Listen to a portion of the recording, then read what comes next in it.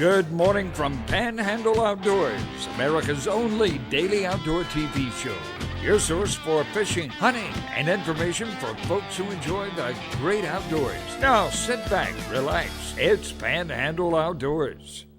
Good morning, folks. Welcome to Panhandle Outdoors. I'm Winston Chester. I'm so glad you're here, and a happy July 4th to you, your family, and friends. And it's going to be a great day throughout the Florida Panhandle and throughout America today. But a lot of celebrations going on, a lot of good family time spent together. So let's get started on today right with having a good presentation of Panhandle Outdoors. Our weather brought to us by Haney Technical Center at the corner of Baldwin and Highway 77. It's fun. We got 10 degrees, high 88, low 78. So not much, and even though we're in that summertime pattern, we'll have afternoon thunderstorms. It's going to be unsettled, and the whole day may go by. You may not get any rain in one particular area, but it's summertime, and that's how it is in Florida. And you know what it is. And we do have humidity. I tell when people complain about it, I say, you know, people pay money to go into these health clubs to get the same kind of situation here, to sweat it out, and here you are complaining about it. So, and the same thing. Let me go on. I've been wanting to talk about this recently too. In fitness, a lot of people get started, you know, love doing fitness and all, and I've always been around fitness my whole life, you know, being a coach and all, and playing ball and everything, and I've always followed the trends, and I've always got tickled at the latest new thing going on, and this CrossFit. I'm fascinated with CrossFit. Now, I don't do it. I do a little basic workout and all, but CrossFit, you know, folks, all that is, when I first saw it, I just laugh because what CrossFit people are doing, and I'm not downing you or anything, because it's wonderful you're doing this. It's a great workout, and I admire you for doing it. But basically what CrossFit is, you're doing manual labor, okay? You're doing manual labor at a faster pace. You know, I see people walking 5-gallon buckets and running back and picking up things and all. That's what we're doing, manual labor. So when I do yard work, I tell Gail, honey, I'm going to do my CrossFit workout because I'm bending over, lifting stuff, and working. So anyway, I didn't mean to get off on that, but I just wanted to bring that up. I'm glad y'all are working out. It was wonderful. Okay, now let's talk about moon phase. I mentioned yesterday, full moon will be Sunday. So this whole week is going to be exciting as far as, you know, building up that July full moon. Remember now, the fish are lethargic in this middle of the day. So you want to do, like I say, almost every day, fish early, fish late. Tide chart brought to us by Kent Forest Lawn Funeral Home and Cemetery. You're looking at a pretty decent tide today, but man, look at this weekend at strong tides. But today's tides, you're going to have a high at 6:47, excellent time, and a low of 5:32. So get on out there right now, you get to fish the top end of the tide. It's going to be falling out basically the rest of the day. Our marine forecast, west, northwest, maybe 8, but that's going to be it's variable here in the summertime. When those storms come up, it'll blow a little bit harder. I want to say a good morning to David Smiley Smith up there in Clarksville. David, give me a call and let me know how y'all did on your fishing trip last week. And also, we got to get together Mike Bush down in Weewall. We need to get together next week or so, okay? Y'all, let's take a break. We'll be right back. Okay, welcome back. I got a couple of announcements and a couple of pictures interesting. Let's check this out. This is interesting. They're thinking about putting Goliath grouper back on the market right here as far as fishing. So they're doing some workshops, FWC, from August through October. The ones important here will be August the 9th. That's all the way down there, the fifth one down, Franklin County, okay, at the Senior Citizen Center, okay, and then August the 17th, Panama City, out of Gulf Coast. So Goliath Grouper Workshop, check that out. Also, if you want to help monitor the health fish, just check with the FWC. There you can help. If you see a fish kill, basically it tells you just call them, let them know where it's at, and help monitor it. Okay, Ken Paramore sent this of his son Matt. Okay, my boy was a big king today in his element. That's a great picture, great color, great smile, and what a fine looking fish right there. And we'll get Ken and Stan on pretty soon to talk about this. This is our trip last week with Billy Archer on the Seminole Wind, and then the big fish right there, Darryl Weeks. That's right, when they brought off the boat right there, the winner of the Fishing with Coach. Okay, now, I had that also. Like I said, I've got a couple more. Okay, firearm safety, Doug Pennington, our former pastor, is an excellent handgun guy, and he's going to be teaching class July 16th or 17th. Doug Pennington on firearm safety, classroom session on Sunday afternoon or Monday night. And I'll get his phone number for you later if you're interested in that, okay? All right, now, talking about sea quarters. This is their big kids tournament they have every year. It's going to be Saturday, July the 22nd. It's free, folks, okay? Youth up to 16 years old. 8 to 4, river and bay fishing. This is a neat, we have a lot of kids things going on. This is one of the top ones. They give rod and reels, good food, and you see the categories: speckled trout, catfish, black sea bass, croaker, and flounder, pinfish, Spanish mackerel. I've been to that a couple of times. They have a good time and they do it right. So don't forget it. You can come in from anywhere, drive from Panama all the way down there. And then of course this is the 14th year. I cannot believe we've been doing this 14 years. The big Kingfish Shootout down in Carabel, the Sea-Quarters Marina, always the first weekend of August, and here are the prizes. Okay, first place, this is a good payout, $5,000, $4,000, $3,000, a really good payout. And we're going to talk more about this later, but what a great idea, and that's, to me, probably the best fishing tournament around, basically because not just the people fishing it, because of also where that money goes. That money, after the prize money is given to the participants, the rest of that money goes to leukemia research. And as to date, they've raised, I want to say, $862,000 in total in the previous tournaments and all. And that cannot be said anywhere else for a tournament that size. That's just awesome, and I'm so proud of that. We'll talk about it more, but just go ahead and put that on the calendar. And I want to see some more Panama people going down there fishing in it too. All right, now, I want to talk about floundering. Always middle of summer. I love to start floundering about the middle of summer on into late summer. We used to do a lot of it. I haven't done as much lately, and one of the big reasons because it's Panhandle Outdoors. If I go during the week, I got up early the next morning and do a show. So y'all cut back on my flounder, but I'm going to get back into it more. So anyway, this is my old floundering lot, and I'm going to re-rig it. I got in my new boat, and I don't know if, there's so many new lights now, technology. If some of y'all want to share some things with me, what you're doing, I see so much stuff on the internet now. There's several places that have these LED lights that just brighten up. And this was sufficient for me. This is old street lamp bulb. They don't even make them anymore. But it really is 1,000 luminol, and we use this for years. But we're going to probably retire this one. Also, this is one for walking. Okay, and these are popular now. And you can see, I'm going to see if I can. What it is, you see how it's made up. You just walk along, and you have a little battery pack. Okay, see this? You put this around your waist. It's fairly heavy. I wouldn't want to walk all night with it, but I'm going to see if it'll. Look here, it's charged up. Look there. Okay, so it's charged up, and I don't know how long it's going to last, but anyway, this is really. And I just like to sometimes go out at night. I tried to get Gail. I asked her last night. I said, honey, if I start back walking and floundering like we did way back in the day, I said, you still want to go with me? You know what she told me? She said if I pulled a kayak behind me and let her ride in the kayak, she would. So I said that's going to be too much. But walking and floundering is good. You can do that on the beach. 3 or 4 kids with you, a couple of people. I really don't like to go doing much by myself anymore. So we're going to be looking at floundering lights. If you have any input or feedback on what you're doing with the floundering lights, get in touch with me and let me know how you do it. I love to sort of rig up our own things and do it my way, but I love to see what other people have done and get their ideas and all. So floundering now, late summer, early fall, is still really good here in Florida Panhandle. All right, let's take a break and we'll be right back. Okay, welcome back. I had some feedback. I always get great feedback from our viewers, and my nephew is one of them too. Folks are having trouble with their aluminum hull boats, especially pre-2006. And what has happened, and I've checked up on, I've talked to some people that are in the know, and also looked on the internet, looked up what's going on. And what's going on, they made a pressure-treated wood, and then they put the aluminum on top of it, and there's a chemical in that pressure-treated wood. In fact, I looked it up right here. Let's read it right here.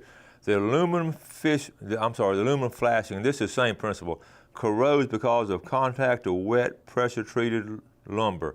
The chemical used to treat the wood is chromate copper arsenate, CCA, that's what they call it now, chromate copper arsenate. Don't sound good. The copper is a chemical reacts with the aluminum in a galvanized reaction that corrodes the aluminum. The corrosion is accelerated by the presence of moisture. Okay, so that's what's going on. There's in between, like a transom, okay? The transom like that thick and the wood is in between, and then that water gets in there. And I've got some pictures I'm gonna show you. It's not, you see what happened to the wood and all. The wood was just sort of disintegrate. Okay, and then here's a little hose that's in the aluminum. It looks ugly and all, but it just eats a chemical reaction, eats a hole in the aluminum. And at first, there was one of the companies that this happened to, and they had no idea it was going to happen. They were very good. The hull had like a 5-year warranty, so most of them were repaired. Well, all those 2006 earlier boats are out of warranty. So people what they're doing is some boat shops that are actually taking off the transom and putting wood in it that's not pressure treated and putting new skin on it. So it can be fixed, but it's a problem. So be aware of that if you're in the market for one of those older aluminum boats. So make sure you sort of know that. I just want to pass that on to you and understand that it's going to be a problem.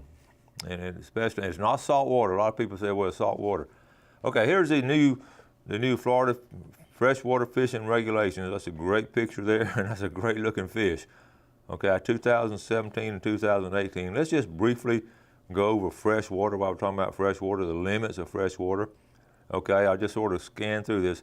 5 black bass. Okay, no person shall take in any one day more than the following bag limits of freshwater game fish. Okay, you got 5 black bass, and that's all those, that's all the different kinds we have here.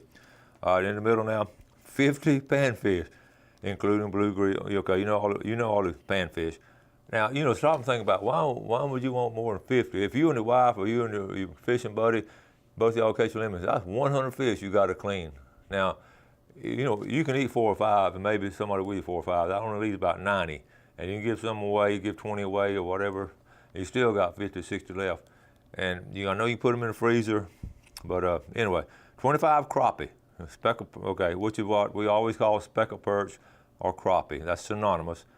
20 striped bass, okay, and up at the dam, you can catch that many bass. 20 striped bass, white bass, and sunshine bass. And then, the next bottom, 2 butterfly peacock bass. We don't have them up here. And 25 American eels. Let me know if you've ever maxed out on American eels, if you ever limited out on American eels. I would like to interview you and talk to you and see how you did it. I have no desire to do it, but it's fascinating to catch that many eels. So that's the freshwater limits, and be aware of that, and so you'll understand it. Okay, now, where would I fish today on July 4th?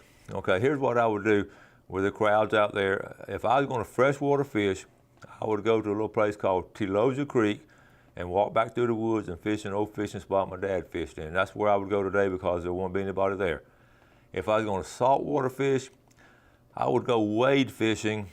I'd go to St. George Island State Park and try to find an area on the bayside and just go wade fishing out there. There won't be that many people. There'll be some people, won't be near that many people. On days like today, I like to sort of get away from the crowd because you can't fish in normal spots because of the crowd. So there are places to go, there are places isolated you can get to. All right, now, here's what I want to do. I want to give away some stuff. I'm going to give away a package. I'm going to show you everything I'm going to give away in one package. I'm going to just throw it out really fast. A Yamaha cap. This is just for you folks watching for July 4th. There'll be one lucky winner. A Yamaha cap. Now about a pin cap. A brand new Blue Water Outrigger t-shirt. Okay. Speed clinch. A pin decal.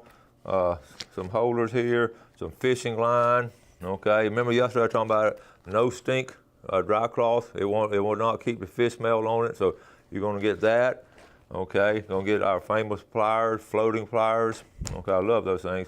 You're going to get 2, not 1, but 2 Panhandle Outdoors pins. You're going to get Jeff Peck, our very own Jeff Peck. This is a great video, walk through nature. He still has some left. And if you got folks to come visit with you or something, you show them this and they're going to want to move down here. That's the only drawback on it. They're going to want to move down here next door to you. But this is a wonderful video. And to top it off, we're going to put it all in this bag from the National Wild Turkey Federation. This is a great backpack bag you can put on your back. When you're hunting and all, you want to take stuff with you, you just put that on your back and just put all your stuff in it. So we'll put all this stuff in it. So we're going to draw for the lucky winner. We're going to start, sometimes we do a series or a sweepstakes, but I love doing things spontaneously. I always have, so there'll be times I'm just going to throw something together and give it to you. And the winner of this package, July 4th package, is going to be Michael Johnston from Panama City. Okay, we'll put it all together. Michael can come by Fox 28 Studio at 700 West 23rd Street and pick it up. Okay, let's take our final break and we'll be right back.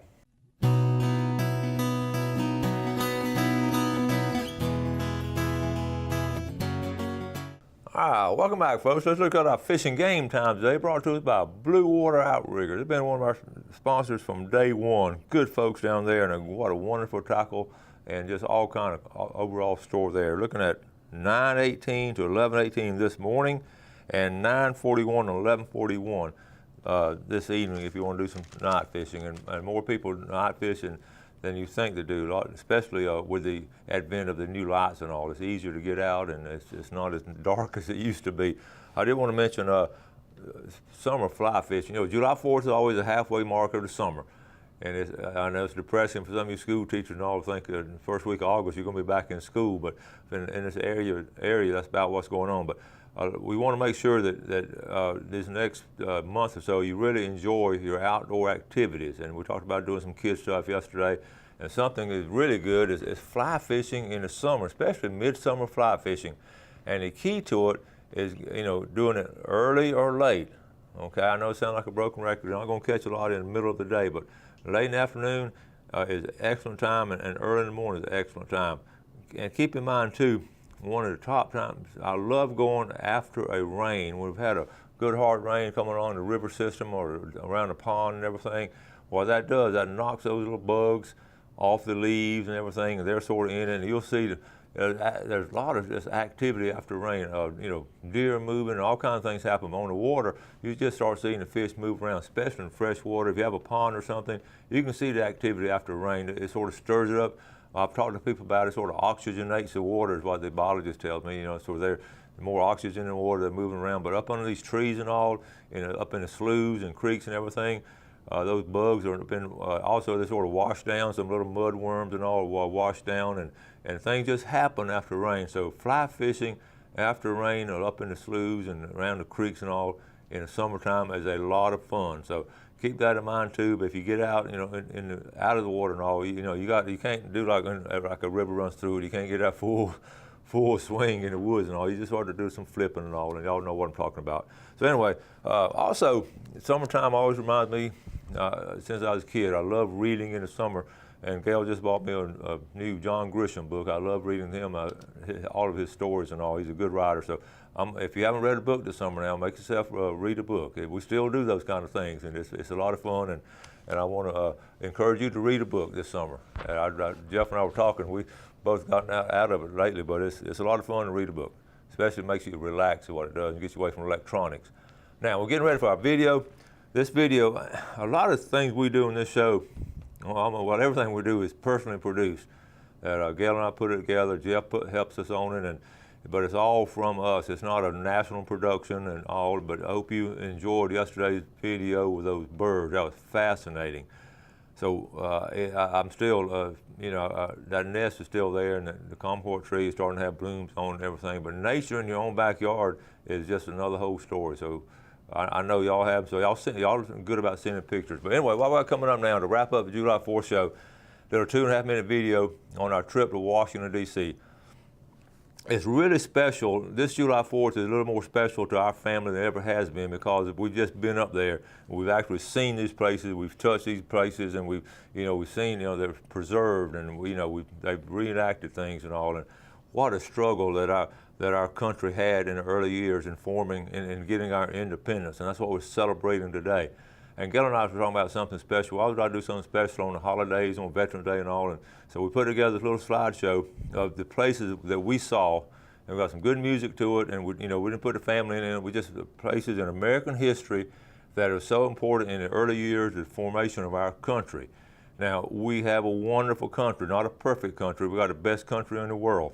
We know we have our problems, but we still have a great foundation of liberty and justice for all.